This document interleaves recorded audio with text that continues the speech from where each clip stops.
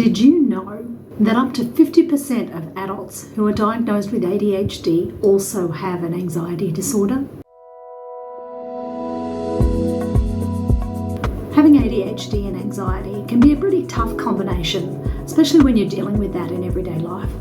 It's a pretty big overlap when you consider that up to 50% of us are also diagnosed with an anxiety disorder. And it's crucial we understand how these conditions interact with each other. Having both ADHD and anxiety can lead to some pretty unique challenges. One of the biggest ones is difficulty concentrating. When you're already struggling to focus due to ADHD and then you add anxiety into the mix, it can be incredibly hard to get anything done. You might find yourself constantly worrying about the task at hand or getting so caught up in your anxious thoughts that you can't even begin to start working. I know I experienced that. And of course, this can lead to even more anxiety because you're worried about not being able to meet deadlines or complete tasks. Another challenge is the heightened stress levels. When you have ADHD, you might already be prone to feeling overwhelmed or stressed out by certain situations. Add anxiety into the mix, and it's like pouring gasoline on a fire. The stress levels can become almost unbearable. You might find yourself constantly on edge, waiting for the other shoe to drop, or feeling like you're just one step away from disaster. This combination can also make it harder to regulate your emotions.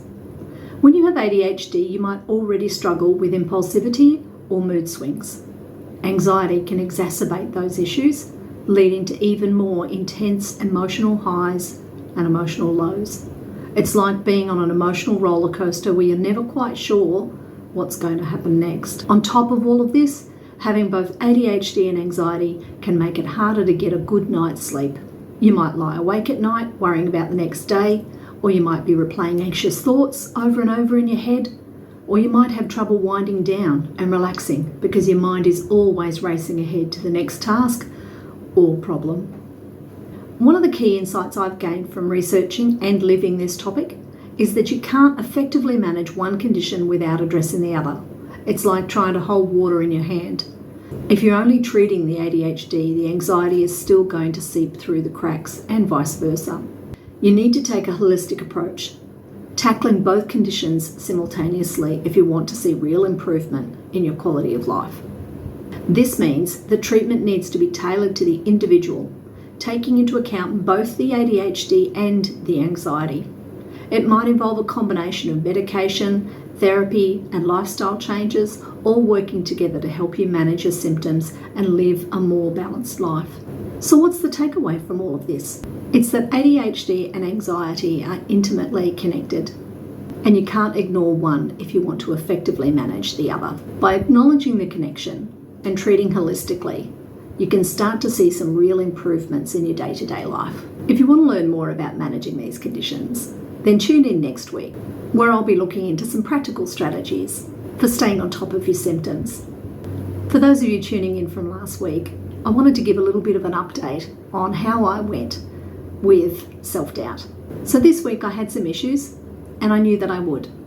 But what I did was I recognised what the thoughts were and I challenged them, like I asked you to do. Because I'm not going to ask you to do something I'm not prepared to do myself.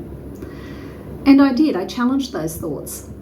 And I can't say that it was easy, because it never is, especially when it's a long-held belief that you have on something that you're not sure that you're really good at, or that you question, or that you doubt yourself about. But I did question it, and I did catch it. And I'm really proud of myself for doing that. How did you do? Let me know in the comments. Thanks for being here. Catch you next time.